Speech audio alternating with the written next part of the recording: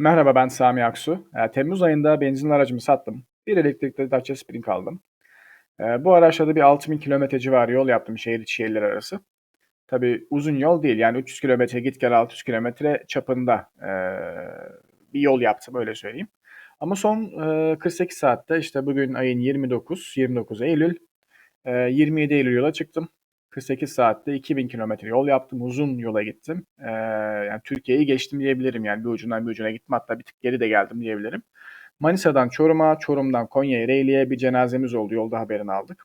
Dedem vefat etti. Allah rahmet eylesin. Konya Ereğli'den tekrar Manisa'ya geldim.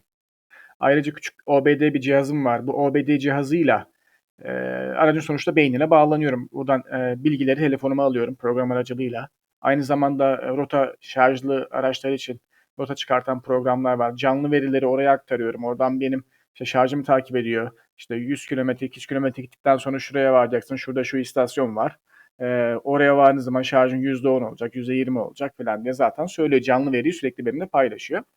Yani ben de aynı zamanda biliyorsunuz Dacia Spring elektrikli arabası şehir içi için üretilmiş bir araba. Aslında yani uzun yolda çok da sağlıklı değil. Bunun nedeni pil soğutma sistemi yok. Yani pil soğutma sistemi olmayan bir araçla uzun yola çıkarsan hızlı şarjı taktığın anda şarjlar pil düzeltiyorum batarya ısınacak. Yani bu telefonda bile yaşamıyoruz mu bunu?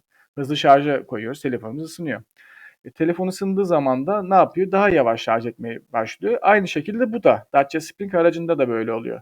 Bütün verileri aldım. Hangi sıcaklıklarda neye düşüyor, hangi kilovatla şarj ediyor, hava soğukken nasıl fark ediyor batarya sıcaklığı, hızlı şarj taktığımız halde neler değişiyor. Bunların hepsini tecrübe ettim. İşte ailecek gittik ayrıca. Küçük kızım var 3 yaşında. Ve eşimle beraber yola çıktık. Onları Çorum'a bıraktım. Oradan ben Konya Ereğli'ye geldim. Arada bir 3-4 saat falan bekledim. Fazla oyalanmadım yani. Cenazemiz oldu, define yetişmek için. Konya Ereğli'den de tekrar Manisa'ya geldim.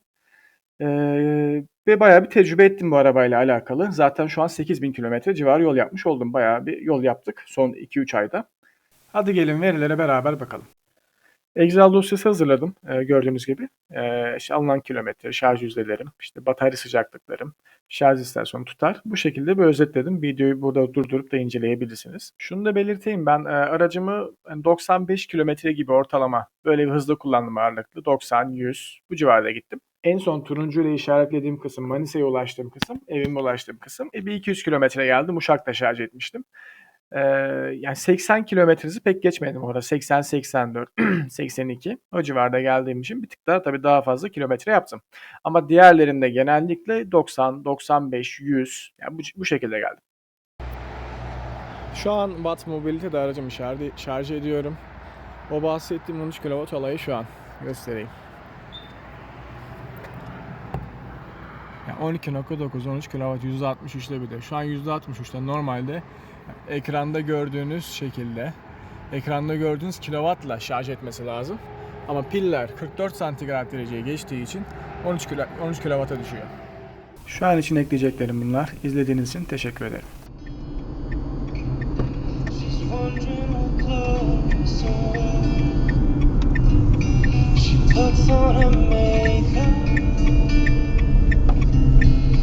Brushes along brown hair, and then she asked me, do I look alright? And I say yes, you look wonderful tonight.